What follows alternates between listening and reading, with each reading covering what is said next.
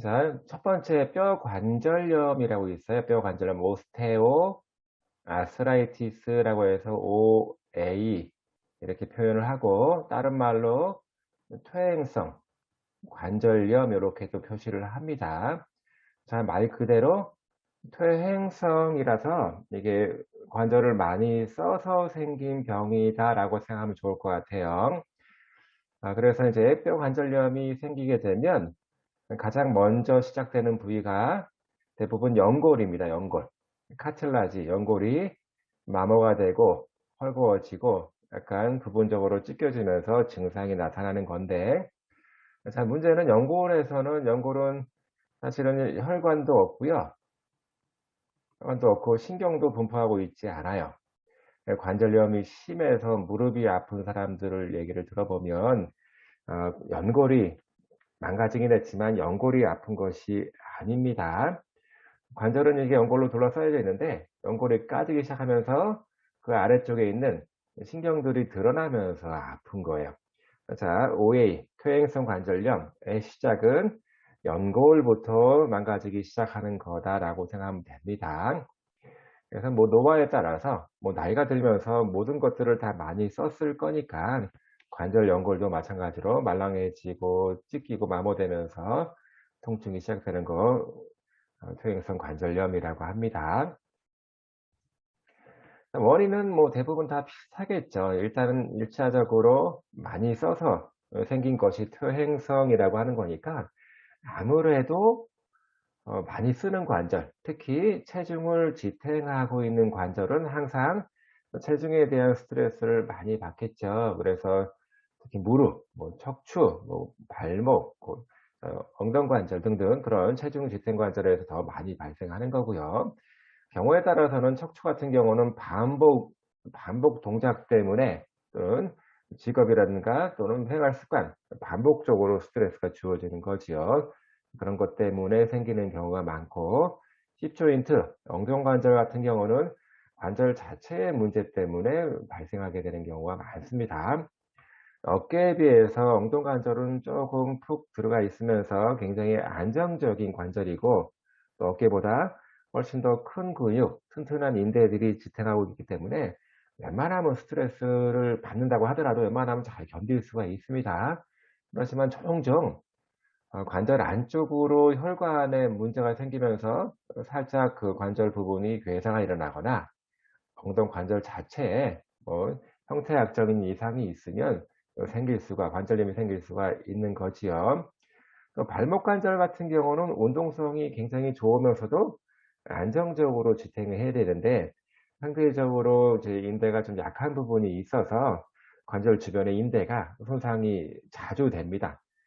대부분 사람들이 한 번, 두 번 정도는 다 접질러 보잖아요. 그래서 인대 손상과 함께 이쪽 부분에 문제가 생기면서 오게 되는 경우가 많고, 손목 관절은 체중 지지 관절은 아니지만 그래도 상당히 많이 쓰는 관절이에요. 손목 관절의 관절염이 아주 흔한 건 아니겠지만 많이 쓰는 직업군들, 뭐 광업, 뭐 농업, 건축업 등 육체 노동자들한테 많이 보여진다라고 해요. 자, 그래서 일단 위험 요소는 노화입니다. 들게 되면 관절염뿐만 아니라 모든 질병에 노출되기가 쉽고 특히 남자들보다 여자들한테 좀 많은 것 같아요.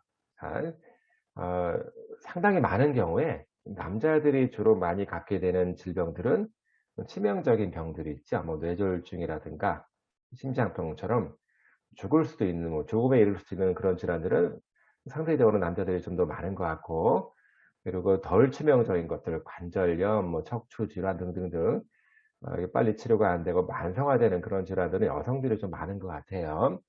그리고 체중이 많이 나가게 되면 아무래도 관절염의 우려가 더 커지는 거고, 또 나이 들어서 마찬가지로 뼈 엉성증 또는 골다공증이 생기게 되는데, 이 골다공증, 뼈 엉성증이 생기게 되면 체중을 지탱해 주고 힘을 전달해 주는 체계에 조금씩 문제가 생기기 시작합니다. 그러면서 이제 관절에도 같이 문제가 올 수 있겠다. 그래서 뼈 엉성증이 빨리 진행되는 사람일수록 관절염이 좀 더 많은 것 같고요. 아무래도 직업적인 영향을 많이 받을 거라고 보여집니다.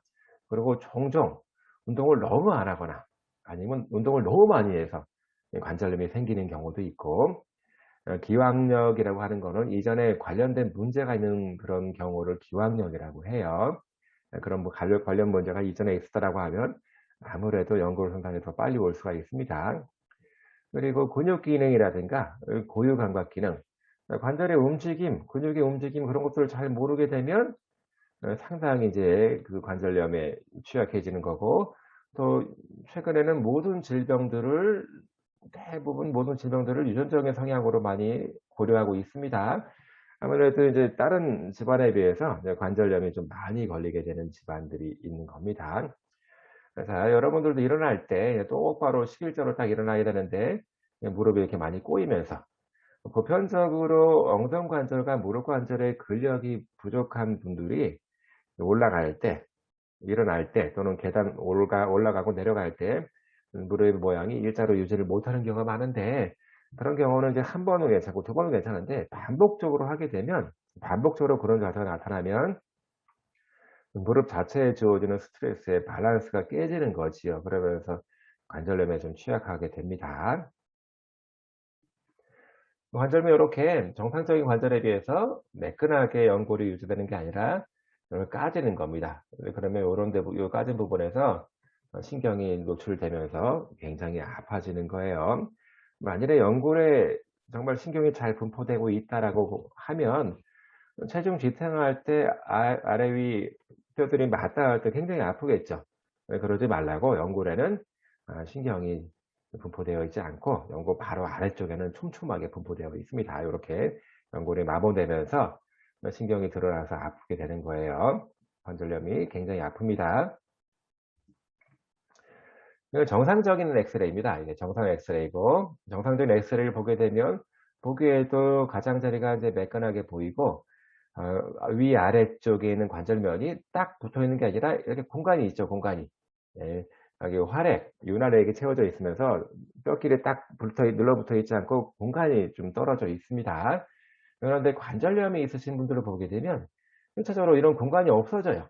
없어지면서 관절 공간이 없어지다 보니까 그 안쪽에 있는 윤활액들이 많이 빠져나갔다는 얘기가 되겠죠. 그러면서부터 연골끼리 접촉이 더 많아지고, 그래서 연골이 마모가 되기 시작하는 거예요. 그리고 다른 그 정상적인 거에 비해서 끄트머리 가장자리가 이렇게 굉장히 밝게 빛납니다. 반드시 그런 건 아니지만 이렇게 밝게 빛나는 경우에 관절염이 있는 거다라고 예측할 수 있고요. 척추 사진을 찍어 봐도요, 퇴행적으로 변화가 많이 보여지는데, 지금 사진에 보는 것처럼 되게 척추 사진, 정상적인 사진을 찍게 되면 이렇게 네모나게 보여야 되는데 척추가 이렇게 약간 찌그러든 모양으로 이렇게 보이잖아요. 이렇게 뭐 튀어나온 것처럼 보이잖아요. 이게 퇴행성 변화라고 하고, 뼈 가시라고 이렇게 표시를 합니다. 스퍼라고도 얘기를 하고, 오스테오 파이트라고도 얘기를 합니다. 이게 퇴행적인 변화. 이게 뭐 척추에서만 일어날 수 있는 것도 아니고요. 다른 그 관절 부위에서도 똑같이 이렇게 뼈 가시처럼 보일 수가 있어요. 관절염의 초기 갑자기 급성기에 보면 관절 그 공간이 많이 사라지면서 약간 관절 색깔이, 그냥 가장자리 색깔이 두드러지게 나타나기도 하고, 하여튼 관절 초기에는 이렇게 관절염이 크게 심하게 그인 것처럼 보이지는 않지만 점점 이 진행이 되면서 관절 공간이 없어지고 맞닿기 시작하고, 마지막에는 이 얼라이먼트도 이렇게 옆으로 이렇게 어긋나게 되는 그런 경우까지 오게 됩니다.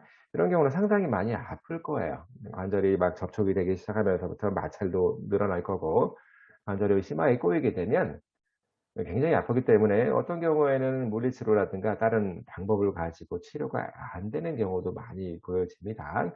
그런 경우에는 관절을 깎아내 주는 수술을 하기도 하죠. 증상들은 뭐 전신적인 증상은 없다라고 얘기를 합니다. 뭐 전신적인 증상 그러면 특히 뭐 RA, 류마티스 관절염 같은 경우는 굉장히 피곤해요. 이 피로감이 아주 극심합니다. 이거는 RA가 전신 질환이기 때문에 그렇고, 이제 뼈 관절염, 퇴행성 관절염 같은 경우는 대부분 극소적으로 통증이 일어납니다. 어느 쪽 무릎만 아픈 경우도 있고, 물론 양쪽 무릎이 다 아픈 경우도 있고, RA는 반드시 대칭적으로 나타나거든요. 근데 OA는 이제 대칭적이 아니라 이렇게 한쪽 치가 아픈 구수종의 통증이 나타날 수 있고, 또 특히 추울 때, 그리고 비 오는 날, 습기가 많은 날, 대부분 이제 저기압일 때 비가 오잖아요. 비가 오기 전부터 저기압이 되잖아요. 그러면 무릎이 아프신 분들은 비가 올지 안 올지를 굉장히 몸 상태를 보고 아주 정확하게 알아맞춥니다. 그 얘기는 상대적으로 몸에 비해서 바깥 기압이 떨어지게 되면 관절이 상대적으로 이제 팽창되면서 더 욱신욱신 쑤시고 더 아프다라고 얘기해요. 관절 주머니 안쪽에 있는 압력이 증가돼서 그렇게 나오는 거고, 어쨌든 춥거나 습한 날씨에서 훨씬 더 많이 아픈 거를 호소하더라 이거죠. 그리고 조금만 운동해도 많이 피곤합니다. 이게 전신적으로 막 심하게 피곤한 것이 아니라 당연하겠죠. 관절이 아프기 때문에 그 아픈 쪽을 보호하기 위해서는 나도 모르게 힘이 많이 들어갑니다. 조금씩 걷는다고 하더라도 이전과는 다른 패턴으로 에너지를 많이 쓰는 쪽으로 걷게끔 될 수밖에 없거든요. 그래서 쉽게 피로감이 올 수가 있겠고, 또 관절 주변이 눌러봤을 때 아픈 거죠. 압통이라고 그러면 눌렀을 때 아픈 걸 압통이라고 합니다. 텐더니스라고 해요. 그리고 관절이 매끈한 게 아니라 우둘둘툴하기 때문에 무릎을 펴거나 굽히고 할 때 관절염이 심한 경우는 이 우둘두툴한 것끼리 서로 맞닿으면서는 그냥 매끈한 소리가 나는 게 아니라 누럭누럭 소리가 날 수 있어요. 관절음이 날 수 있습니다. 그거를 그냥 격발음이라고 얘기하고, 누럭누럭하게 안에 내부적으로 소리가 난다 그러면 관절염 증상 징후 중에 하나입니다. 이거를 크레피투스라고 이렇게 얘기를 많이 해요. 어쨌든 이제 관절 운동을 하게 되면 갑자기 아팠다가 뭐 안 아파지기도 하고 아프기도 하고 간헐적으로 이렇게 왔다 갔다 합니다. 자, 진단은 일단은 아까 엑스레이 사진에서 관절 간격이 어느 정도 떨어져 있어야 되는데, 이격이 돼 있어야 되는데 간격이 좁아지기도 하고, 아까 척추 사진 봤던 것처럼 뼈가 삐쭉 튀어나오게 되는 그런 현상이 발생이 되고요. 어떤 경우에는 그냥 일반 엑스레이를 가지고는 사실은 아주 정확하게 진단 내리기는 어렵지만, 대략적인 이제 형태적인 거를 구분해서 진단을 내릴 수 있는 방법은 있고요. 좀 더 정확히 하기 위해서는 방사선 핵저 스캔이라고 하는데, 비교적 비용이 나가는 거겠죠. 어쨌든 직접적인 퇴행성 변화를 이렇게 방사선 검사를 가지고도 알 수 있습니다. 세계 물리치료사의 검사법을 가지고도 알 수 있는데, 아, 방사선 검사를 보고 알 수 있으면 굳이 물리치료사가 2번, 3번 검사를 할 필요는 없는 거잖아요. 그래서 가급적이면 물리치료를 하기 전에 물리치료적인 평가를 써도 되지만, 객관적으로 보여줄 수 있는 방사선 검사 결과를 참고하면 참 좋을 것 같아요. 이게 뼈관절염이 이제 오랫동안 지속이 되면서 누적되어 생긴 거라서 사실은 치료 방법이 있는 건 아닙니다. 그냥 보존적인 치료에서 대증 지연, 증상을 관리해 주는 치료를 하는데, 어쨌든 치료 목적은 증상 완화죠. 그리고 뭐 증상이라고 하는 거는 ROM이 제한된 것도 증상일 수 있고, 통증, 특히 아픈 것도 증상이겠죠. 그러면 아픈 거를 좀 줄여 주고 ROM을 넓혀 주고 기능을 좋게 만드는 거겠죠. 그리고 종종 악화 요인들을 가지고 있는 경우가 많습니다. 습관 때문에 무릎 통증이 생겼으면 습관을 바꿔야 되는 거고 자세를 바꿔야 되는 거겠죠. 아주 가벼운 단계에서는 그냥 통증 치료나 운동 치료에 잘 반응할 수 있습니다. 그리고 뭐 진통 해열제 같은 거 먹을 수 있고요. 굳이 수술한다라고 하면 연골세포를 이식해서 이제 망가진 쪽을 복구할 수 있도록 하는 거고, 아주 중증의 경우는 뭐 진통소염제, 물리치료, 주사마저도 잘 안 되는 경우가 있어요. 관절이 막 까지면서 신경 드러나서 아픈 거라고 했으니까, 너무 심하게 까져 있거나 너무 심하게 마모되어 있으면 그걸 메꾸기가 어렵겠죠. 그래서 관절 성형술, 우리가 알고 있는 뭐 TKR, 뭐 THR 뭐 이런 것들, 관절을 통째로 갈아주는 수술을 하는 거죠. 자, 처음에는 그런 것들이 상당히 불편하고 뭐 힘들다라고 얘기를 하는데, 수술한 다음에는 확실히 좋아져요. 예, 물론 이제 그때도 이제 물리치료를 잘 해야 됩니다. 수술로만 끝나는 것이 아니라 물리치료를 잘 해서 무릎이 ROM 제한 없이 잘 움직여질 수 있도록 하는 게 굉장히 중요한 거예요. 자, 그래서 네, 물리치료는 이제 우리가 흔히 말하는 도수치료, 도수치료는 뭐 매뉴얼 치료에서 교정치료만 도수치료라고 하는 것이 아니라 도수, 말 그대로 물리치료사가 직접 손을 써서 이게 해 주는 치료를 도수치료라고 합니다. 그러면 굉장히 포괄적이죠. 그냥 교정치료도 도수치료고 운동치료도 도수치료고 모든 치료가 사실은 도수치료인 거죠. 관절 주머니의 움직임이 제한이 된 경우는 그 제한을 좀 풀어 줘야 되는 거고, 또 그러면 제한을 풀어 주게 되면 무릎뼈 이제 파텔라가 잘 움직여지면서 무릎이 굽혔다가 폈다가 잘 돼집니다. 어쨌든 통증을 없애고 운동성을 좋게 만드는 데 이 도수 치료가 좀 효과적인 것 같고, 특히 가급적이면 체중 감량을 하는 게 좋겠죠. 체중에 대한 스트레스 때문에 관절이 망가지는 경우가 많아서 체중 스트레스 좀 줄여 줘야 되는 거고, 상당히 많은 경우에 운동 치료가 필요합니다. 어깨가 아프든 허리가 아프든 목이 아프든 무릎이 아프든 운동을 잘 해 주는 게 필요합니다. 결국은 이제 관절염이라고 하는 거는 관절에 있는 연골 쪽에서 문제가 생긴 건데, 그렇다라고 하면 여러 가지 악화시키는 요인들이 있는데 그중에 굉장히 중요한 요인 중에 하나가 근력 약화 및 불균형이에요. 이 근육의 힘이 적절하지 못하면 움직임에 대한 거를 지탱하기가 어렵고, 또 원치 않은 쪽으로 움직임이 계속 발현되면서 관절이 더 마모되고 다치게 되는 거예요. 그래서 뭐 적절하게 스트레칭 또는 아이소메트릭, 아이소토닉, 또 에어로빅 등 운동에 대한 거를 적절하게 해 주는 게 굉장히 중요하겠습니다. 뭐 비만, 그래서 뭐 살찌는 사람들이 비만이라고 그러는데, 뭐 비만이라게 그런 얘기보다는 전체적으로 체중이 늘어날수록 무릎 쪽, 발목 쪽에 주어지는 스트레스는 클 거예요. 물론 체중을 지탱하기 위해서 근력도 같이 올라갑니다만, 체중에 대한 스트레스는 상당히 좋지 않은 걸로, 위험도가 되게 높은 걸로 나왔습니다. 운동 치료는 일단은 무릎 같은 경우는 쿼드리셉스 머슬 등척성 운동은 움직이지 않고 힘주는 운동을 하라는 얘기잖아요. 자, 이거는 굉장히 중요합니다. 특히 각 관절마다 핵심적인 근육들이 있어요. 그거를 코어 근육이라고 하는데, 우리는 코어 근육 그러면 주로 몸통 쪽에 있는 근육들을 코어 근육처럼 생각하는데, 물론 맞습니다. 그 외에도 각 관절마다 굉장히 중요한 근육들이 있고, 그런 근육들이 작용이 잘 못하게 되면 이제 관절염이 우려가 커지는 거예요.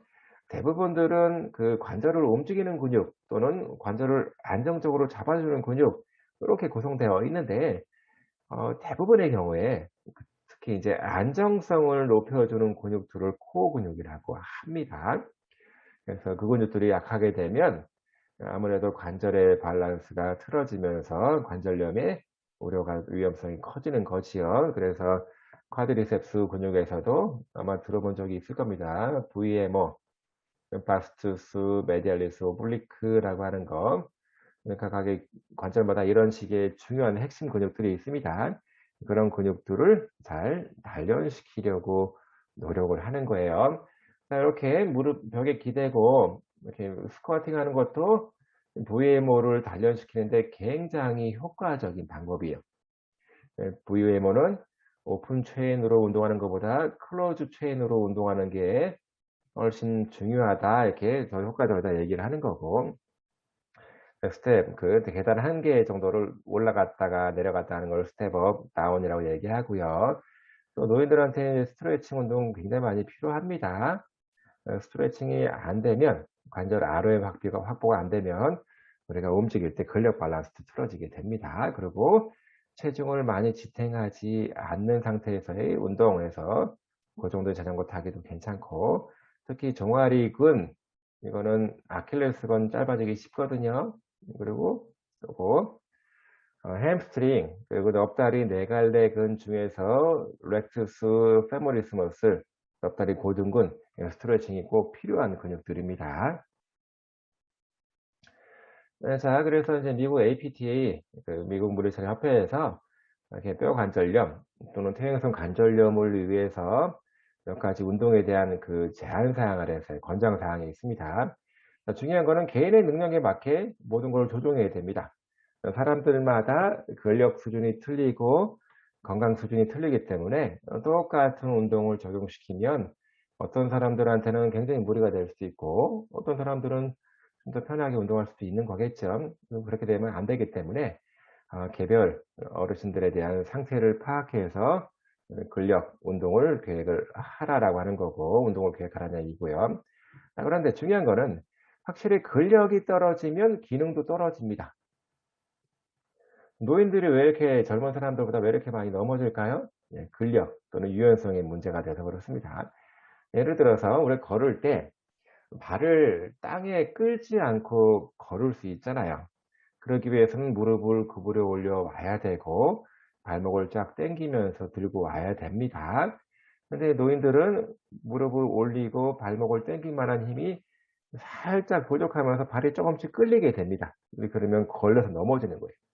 다시 말해서 근력이 떨어지면 기능이 떨어지기 때문에 근력을 향상시키는 게 굉장히 중요하다고 보는 거고 근력이 좋아지면 건강도 좋아지고 삶의 질, 기능 다 좋아집니다. 그래서 낙상 위험을 줄일 수 있다는 거죠.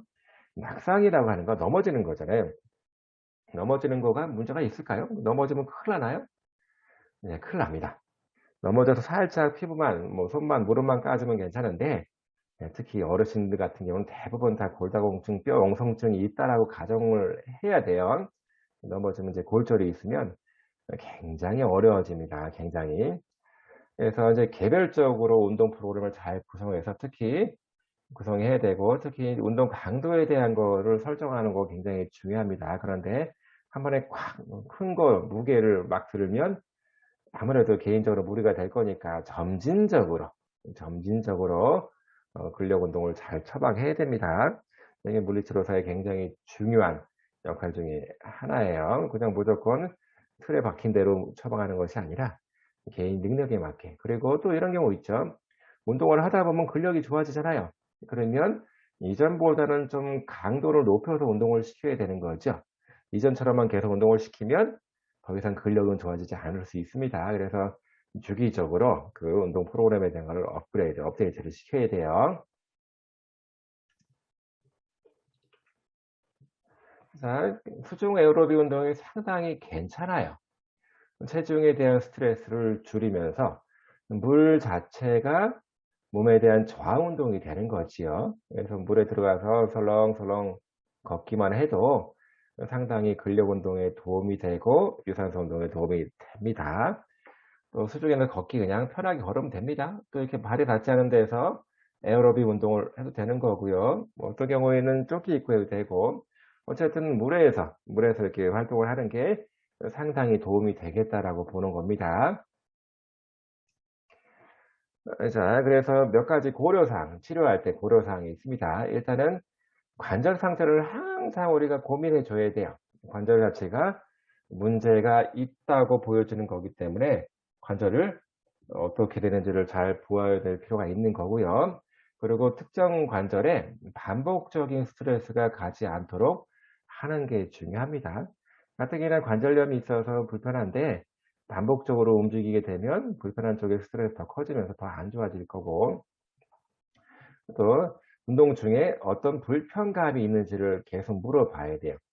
되게 이제 근력 운동할 때 모래주머니 달거나 아령 들고 하게 되는데 너무 열심히 하다 보면 이렇게 불편할 수 있거든요. 오히려 아프지 말라고 하는 거기 때문에 아픈 거 불편한 걸 참고하게 되면 오히려 안 좋은 증상이 더 나빠질 수가 있습니다. 그리고 항상 수종 보완. 예, 운동 강도가 너무 셀 수도 있어요. 네, 뭐 환자분 그 체형이라든가 체력 수준에 맞게 처방을 했다고 하더라도 이게 잘 딱 들어맞기가 사실 어려운 부분이 있어서 특히 인제 어르신들이 운동할 때 자세에 대한 거 굉장히 중요하게 생각해야 됩니다.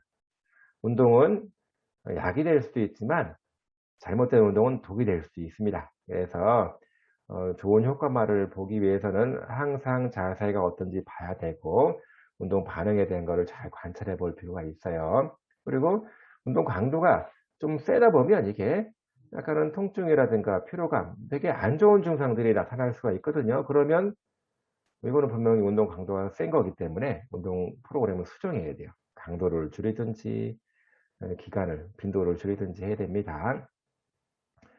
급성기 엄청나게 아플 때가 있어요 갑자기. 그런 경우에는 아무래도 운동하기가 좀 불편할 수가 있습니다. 다시 말하지만 운동 치료를 하는 거는 아프지 말라고 하는 건데 운동 자체가 뭔가 불편한 거를 야기하면 안 되는 거라서 그런 경우에는 피해야 되고요. 증상이 감소된 다음에 이렇게 하는 게 좋겠고요. 자, 그리고 ROM 운동은 액티브로 하든 패시브로 하든 액티브로 하는 게 제일 좋긴 하거든요. 그래서 그런 경우에는 본인한테 직접 큰 부담이 안 되기 때문에 가급적이면 자주, 매일매일 자주 하도록 해 주는 게 좋을 것 같아요. 열치료는 만성적인 상태에서 쓸 수 있는 거고요. 그렇지만 급성적으로 너무 심하게 아플 때는 열치료보다는 냉치료가 도움이 됩니다. 이게 핫팩 그리고 이제 인프라레드 적외선 램프로 이렇게 해서 할 수가 있습니다. 자, 그래서 뭐 초음파 치료라든가 뭐 아이스 마사지 된 거 뭐 여러 가지 이것도 크라이오세라피 해 갖고 찬 냉기를 이렇게 불어주는 거지요. 어쨌든 냉치료로 쓸 건지 열치로 쓸 건지는 그 환자분들 상태에 따라서 다르게 적용해야 됩니다. 근데 보편적으로 우리나라 그분들은 냉치료를 그닥 좋아하지는 않은 것 같아요. 그렇지만 급성기에 열치료를 하게 되면 오히려 붓기라든가 통증을 더 나쁘게 만들 수가 있으니까 주의해야 되고요. 초음파 치료는 굉장히 좋은 그 열치료 장구입니다. 대개는 핫팩 같은 경우는 열찜질 같은 경우는 그 온도가 높지가 않고 또 그리고 피부를 통해서 열이 전달되는 시스템이기 때문에 아무리 뜨겁다라고 하더라도 피부 안쪽으로 깊숙하게 열을 전달시키지 못합니다. 핫팩을 1 시간 2 시간 한다고 해도 전체적인 우리가 목적으로 하는 온도에까지 그 몸을 데피기가 좀 어려울 수 있습니다. 조직이 치료가 되는 온도는 대개 40 도씨 부근으로 봐요. 40 도에서 41도 정도로 봅니다. 근데 핫팩을 하게 되면 우리 몸의 체온이 한 6도 이게 정상이잖아요. 1 도, 1도 정도밖에 안 올라가요. 핫팩을 아무리 오랫동안 해도. 그렇지만 초음파 치료를 잘하게 되면 불과 1분 만에 이 조직을 치유해 주는 온도에 도달할 수 있습니다. 그래서 초음파 치료가 상당히 도움이 많이 되고 가성비가 좋은 치료다라고 생각하면 좋을 것 같아요. 비교적 싼 값에 치료 효과가 좀 나은 것 같고. 그리고 인제 그 약물 치료할 수 있는데 뭐 아세트아미노펜 뭐 이렇게 어려운 말이 써 있는데 그냥 진통소염제라고 보면 됩니다. 진통소염제고 염증 있을 때 뭐 열 날 때 또는 많이 아플 때 먹는 약들인데 모든 약은 간에 부담이 됩니다. 그래서 지나치게 오랫동안 약을 계속 먹는 거는 사실은 좋은 방법은 아닙니다. 필요해서 먹는 약이긴 하지만 그래서 이제 약을 많이 드시는 분들은 항상 간 수치 검사를 해서 간 수치가 너무 높아졌다 그러면 약의 종류를 바꿔서 간에 좀 부담을 줄이는 것들을 많이 하기도 하고요. 또는 직접 관절 연골에 이렇게 연골 치료제를 투여할 수도 있고 염증이 굉장히 심한 경우에는 이제 스테로이드를 하는데 다 아시다시피 스테로이드는 아주 증상은 탁월해요. 맞자마자 금방 안 아파지고 금방 붓기 가라앉고 합니다. 그렇지만 이제 심각한 부작용이 있기 때문에 장기적으로 사용할 수는 없는 거지요. 아주 심할 때 정도만 이렇게 쓰는 겁니다. 자, 그리고 이렇게 했는데도 이제 불구하고 뭐 워낙 그 관절 상태가 좋지 않으면 증상을 없애는 데 많이 어려움을 겪겠죠. 그런 경우는 수술을 합니다. 수술해서 관절 연골을 딱 깎아 버리고 다 새 연골을 깔아 주는 뭐 TK야 뭐 THI 그런 것들을 하게 되는데 사실은 이거는 뭐 이 수술을 하겠다라고 하는 선택은 주치의가 내리는 것도 아니고 물리치료로서 내리는 것도 아니고 오로지 본인 선택에 의해서 하는 겁니다. 뭐 예를 들어서 '나는 너무 심해서 꼭 수술을 해야 되겠다.' 그러면 하는 거고요. 아프긴 하지만 참을 만해서 이제 더 있고 싶다 그러면 안 해도 되는 겁니다. 그렇지만 이제 확실한 거는 이 수술을 하게 되면 어 아주 놀라울 만큼 통증은 개선이 됩니다. 되는데 물론 이제 수술이 장점이 있고 단점이 있겠죠. 단점은 비용이 좀 많이 나간다는 거. 그리고 수술을 적인 절차상 인대를 많이 끊고 들어가야 됩니다. 그래서 관절 안정성에 좀 이게 많이 우려가 되는 경우가 있어요. 젊은 사람들 같은 경우는 그래도 근력으로 이제 관절 인대가 했던 그 안정성을 인대가 끊어지면서 못하게 됐을 때 근력으로 보충할 수 있는데, 어르신들 같은 경우는 상당히 이제 관절이 불안정해지는 경우가 있습니다. 어쨌든 뭐 이런 뭐 장점과 단점을 따져서 이제 수술할 건지 말지를 정하겠죠. 관절을 앞으로 이렇게 딱 잰 다음에 벌립니다. 지금 여기 사진에서 보시는 분들은 너무 심하게 이렇게 갈려져 있는 겁니다. 이런 정도면 뭐 여기도 다 까져 있고 엄청나게 무릎이 아픈 정도가 될 거예요, 분명히. 무릎이 저렇게 까져 있을 정도면 뭐 신경이 다 드러났을 거기 때문에 요렇게 해서 관절 자체를 아래 위로 깔끔한 거로 다 가는 거죠. 뭐 어떤 경우에는 파텔라, 무릎뼈도 새 걸로 갈아주는 경우도 있습니다. 어쨌든 그거는 환자분 상태에 따라서 위에만 갈지 아래도 갈지 파텔라도 갈지 그걸 결정하겠죠. 자, 그래서 이제 통증은 되게 주관적인 거예요, 주관적인 거. 그래서 똑같은 문제가 있어도 어떤 분들은 너무 아파하는 경우도 있지만 어떤 분들은 굉장히 덜 아프거나 안 아파하는 경우도 있거든요. 그래서 주관적인 반응이기 때문에 이게 다양하게 나타납니다. 그래서 그에 맞춰서 이제 치료를 계획하면 되겠고요. 치료의 목표는 이제 관절 주머니 움직임을 해결하고 무릎 뼈 가동성을 향상시키는 뭐 도수 치료든 뭐 다른 치료든 간에 해서 하는 거고, 체중 감량은 비교적 스트레스를 줄일 수 있는 가장 좋은 방법이라서 이제 그 환자분들한테는 다 얘기를 해 드립니다. 관절염이 물론 어깨도 올 수 있고 손목도 올 수 있지만 대부분들은 척추 아니면 무릎, 뭐 발목 이런 쪽이거든요. 그래서 체중 지탱하는 것과 관련된 분들이 거의 대부분이라서 체중 감량에 대한 거는 반드시 교육하는 것 중에 하나고요. 자, 그래서 이제 무릎이 심하게 아프면 TKR, Total Knee Replacement 또는 관절 성형술에서 아스트로 플라스틱 서저리 이렇게 얘기를 합니다. 어떤 관절을 통째로 이제 새 걸로 교환해 주는 건데, 통증 그걸 없애는 거에는 상당히 큰 개선 여지가 있는 것 같아요. 자, 그렇지만 이제 수술이라고 하는 거는 맨 마지막 단계죠. 뭐 할 수 있는 걸 다 해 보고 그래도 좋아지지 않으면 맨 마지막 단계로 수술을 선택하는 겁니다. 그 이유는 아무래도 침범적인 방법이라서, 그리고 수술 이후에 뭐 만일에 수술까지 실패해 버리면 이게 뭐 다른 거를 또 해볼 만한 여지가 상당히 줄어드는 거죠. 그리고 또 하나는 이제 관절 뭐 전치환술 뭐 TKR 그러면 관절 자체를 통째로 다 가는 거잖아요. 근데 이게 영구적이지 않아요. 영구적이지 않습니다. 물론 지금은 그 소재가 좋아지면서 수명이 좀 더 길긴 하지만, 젊은 사람들 같은 경우는 뭐 활동적인 사람들 같은 경우는 아무래도 또 스트레스를 많이 주는 활동들을 많이 할 거니까 대개 이제 7-8 년에서 한 10년 정도 만에 한 번씩 상태를 보고 새 걸로 갈아주는 수술을 한다라고 얘기를 해요. 대신에 이제 노인들은 젊은 사람들만큼 활동이 많지 않은 거죠. 그래서 뭐 10 년, 뭐 15 년, 뭐 20 년까지 쓰는 것 같긴 한데, 어쨌든 외부 장치를 갈아서 끼워준 거기 때문에 이거 반영구적으로 쓰기는 하지만 그래도 이것도 수명이 있다라고 하는 거. 어떤 경우에는 이게 다 수술한 다음에 잘 장착이 되는 게 아니라 수술 부위가 헐거워지면서 이렇게 막 따로 노는 경우도 있어요. 그런 경우는 또 다른 문제가 되기 때문에 어쨌든 그런 경우는 드물긴 하지만 수술의 부작용으로 이제 그런 경우도 있을 수 있습니다. 물리치료사는 이제 수술 전에 그리고 수술 후에, 전과 후에 교육을 하고 물리치료를 직접 시행을 합니다.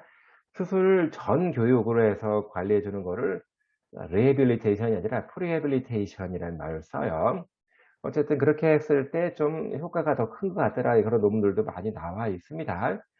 그리고 물리치료사가 직접 수술을 하는 사람은 아니지만 수술 방법에 대한 것들을 우리가 쪼금은 알 필요가 있어요. 그거에 따라서 물리치료, 운동치료, 도수치료 방법이 약간 바뀔 수 있습니다. 또 어떤 경우에는 무릎, TKR이니까 무릎 쪽의 인대를 대부분 다 끊고 들어갑니다. 그렇지만 인대를 다 끊을 수도 있지만 일부 인대를 살리는 경우도 많이 있거든요. 그러면 어떤 인대가 절제가 됐고 어떤 인대가 잘 살려져 있는지를 알아야지만 관련되는 움직임, 관련된 운동에 대한 거를 잘 교육할 수가 있어요. 관절 인대가 다 상당히 손상이 됐기 때문에 수술 환자분들이 다 끊고 수술하기 때문에 어 관절의 안정성은 상당히 깨진 상태이지요. 그러면 뭐 특정 움직임에 대한 거를 좀 주의할 게 많아지는 겁니다. 자, 요렇게 이게 상당히 많이 관절에 문제가 생기면 새 걸로 살짝 갈아주는 겁니다. 뭐 THR도 TKR, TH도 마찬가지예요. 관절마다 다 까져 있네요. 이거 똑같이 관절 두 개를 엄청나게 갈아주는 겁니다. 자, 여기 옆에 인제 약간 그 영상에서 보게 되면 저런 식으로 뼈를 다 절제를 하고 새로운 보형물을 딱 집어넣고 장착을 하게 됩니다. 나사도 받고 보형물을 고정시키기도 하고요. 새 거를 다 갈아주는 거예요. 그래서 저 뭐 뼈를 다 깎아내고 뭐 마모된 연골을 깎아냈기 때문에 뭐 우리가 아파할 만한 신경들이 다 없어진 거지요. 그래서 저렇게 새 거를 다 장착을 한 다음에는 상당히 통증이 개선되고 움직임도 너무 많이 좋아집니다. 한 가지 또 문제가 생기더라고요.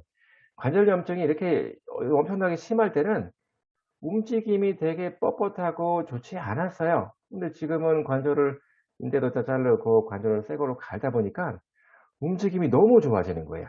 이전에는 굉장히 뻣뻣하고 불편한 움직임이었는데 갑자기 수술 이후에 움직임이 너무 좋아지니까 그거에 잘 적응을 못해서 넘어지는 경우도 종종 생깁니다. 그런 경우도 있으니까 주의를 좀 물리치료 의사가 참 주의를 해야 되고요. 자, 이렇게 새 거로 다 갈아주는 겁니다. 위도 아래도. 물론 둘 중에 위에만 하는 경우도 있고 아래만 하는 경우도 있어요. 둘 다 하는 경우도 대부분이고요. 그리고 파텔라에 대한 것도 이렇게 갈아주는 경우도 있습니다.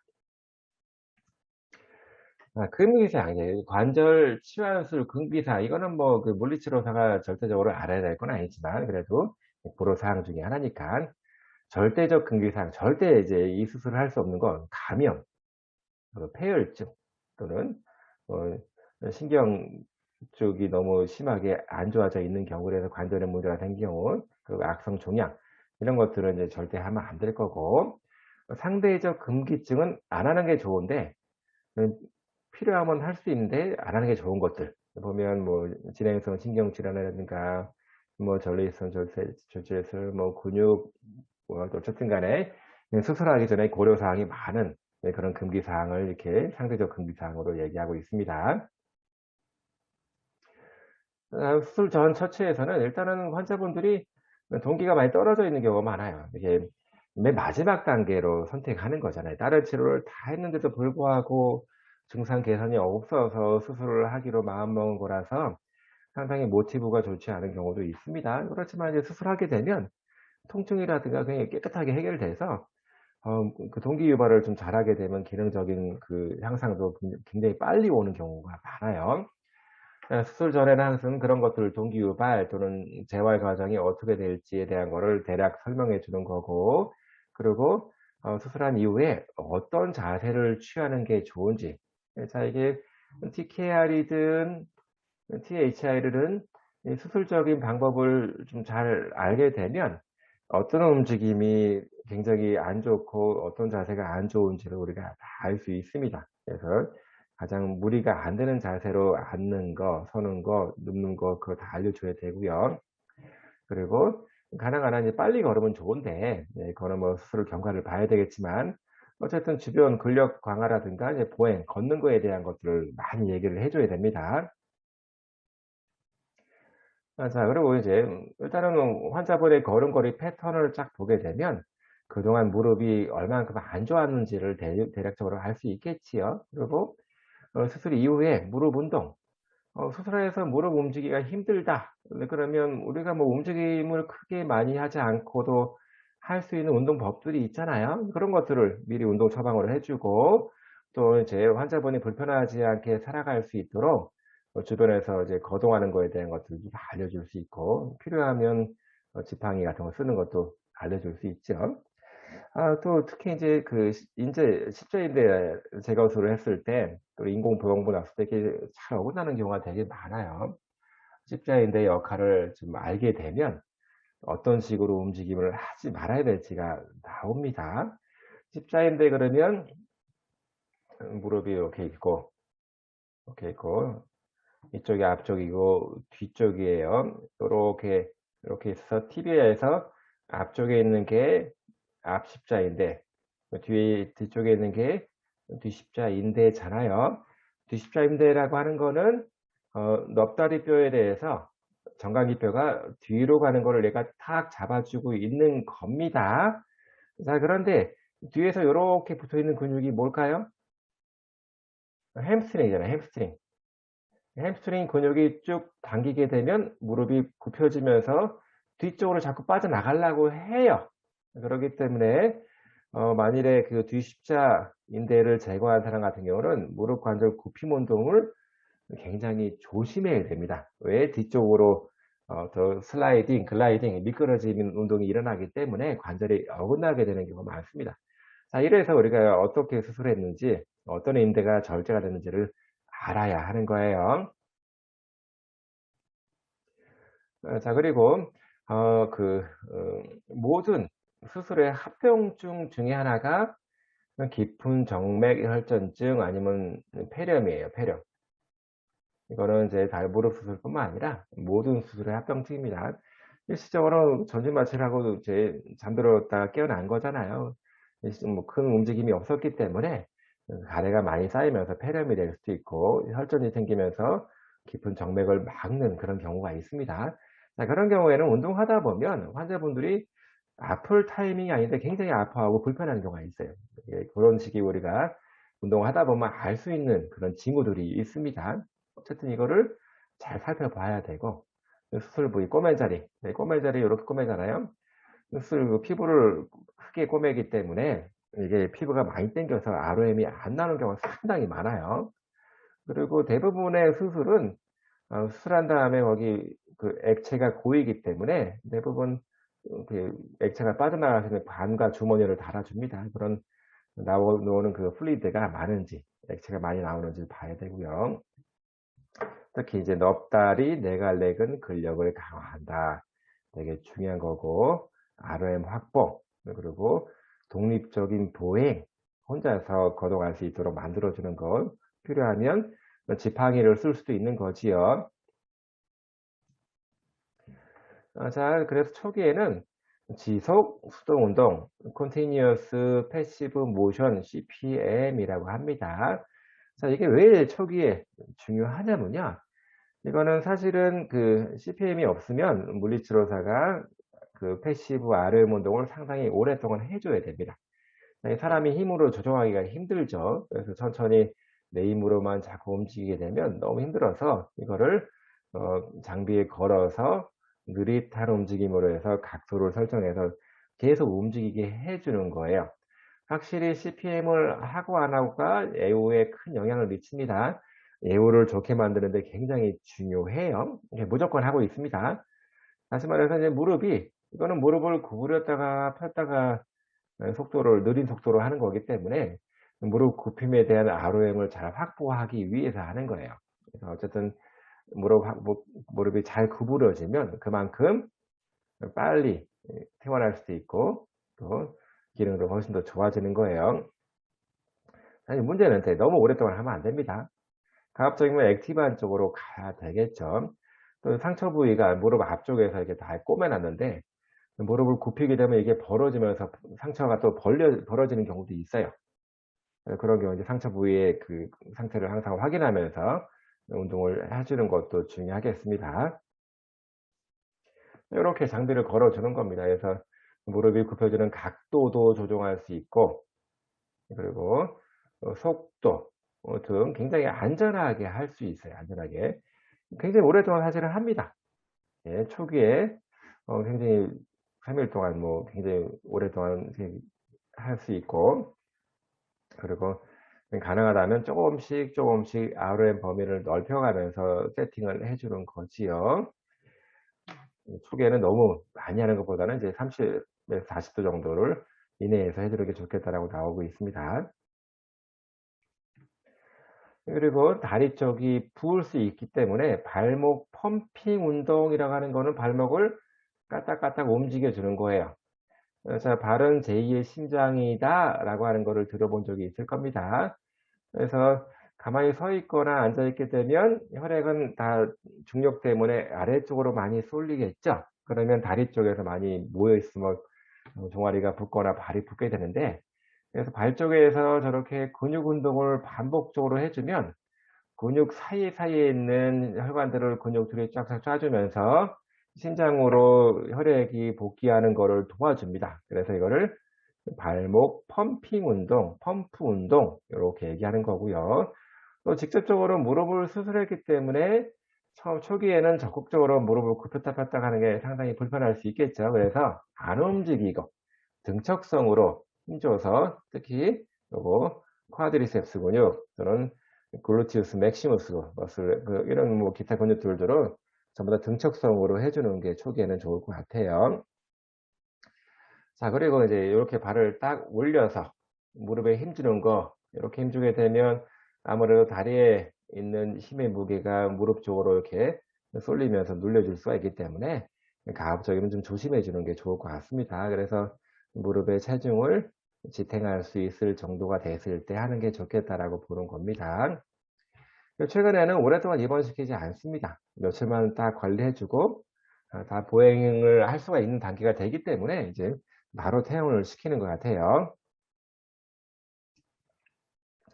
자, 어쨌든 이제 실내에서 뭐 45m 이상을 혼자서 뭐 지팡이를 짚던 그냥 걷던 혼자서 걸을 수 있으면 퇴원해도 되겠다라고 보는 거고, 그리고 수술 후에 뭐 실밥 자국이라든가 뭐 꼬맨 자리라든가 아니면 피해야 할 자세, 네, 그런 식의 주의사항들이 많이 있을 거예요. 관련된 주의사항을 충분히 교육시키는 게 중요하겠고, 이제 보조기구, 지팡이 같은 거 또는 뭐 굉장히 뭐 심한 경우다 그러면 무릎 보조기 같은 걸 착용해야 되겠죠. 그래서 그렇게 이제 그 보조 도구들을 사용해서 이제 일반 기본 활동들을 혼자서 할 수 있는 게 좋을 것 같아요. 자, 그리고 근력 강화는 이제 점진적인 부하, 어 뭐 대개는 아령 운동이라든가 또는 모래주머니 걸고 하게 되는데, 운동을 하다 보면 근력이 좋아지잖아요. 그러면 근력이 좋아진 만큼 조금 더 무겁게 운동을 시켜야 됩니다. 조금 더 힘들게 운동을 시켜야 돼요. 점진적으로 그 부하를 올려주는 거. 그리고 숫자는 그닥 중요하진 않습니다만 뭐 1세트에 3세트 정도, 12에서 15회, 20회 반복하는 거를 요렇게 세트로 반복해 주는 겁니다. 그러면 이제 낮은 강도로 해서 반복하는 거기 때문에 근지구력에 대한 정도가 좋은 것 같고, 그리고 반드시 운동 강도는 환자분의 상태에 맞게 하는 게 좋겠다라고 보는 겁니다. 이게 되게 중요한 사실인 게, 그렇지 않은 경우가 많기 때문에 그렇습니다. 환자분 개개별로 상태가 다 달라서 똑같은 운동을 다 일괄적으로 적용시키면 안 되고, 환자분 상태에 맞게 운동 강도, 운동 빈도, 기간 등을 다 정해야 됩니다. 마찬가지로 근지구력도 좋아지면 조금은 더 어려운 방법으로 해야 되겠죠. 점진적으로 주어지는 스트레스를 조금씩 올려가는 겁니다. 자, 수술 초기에는 그냥 가벼운 운동들, 뭐 펌핑 운동, 몇 발의 내갈렉은 등척성 운동, 또 볼기근, 쿼드리셉스, 그리고 글루티우스 맥시머스 머슬에 대한 거 절대 불편감 없이 가능한 범위 내에서만 해야 됩니다. 그리고 뭐 수술 이후 그때부터는 조금 더 많이, 그리고 3에서 5일 같은 경우는 점진적인 능동 보조 운동, 그리고 통증을 느끼지 않는 범위 내에서 근력 운동을 좀 더 힘들게 하는 거고요. 또 퇴원할 준비를 하는 겁니다.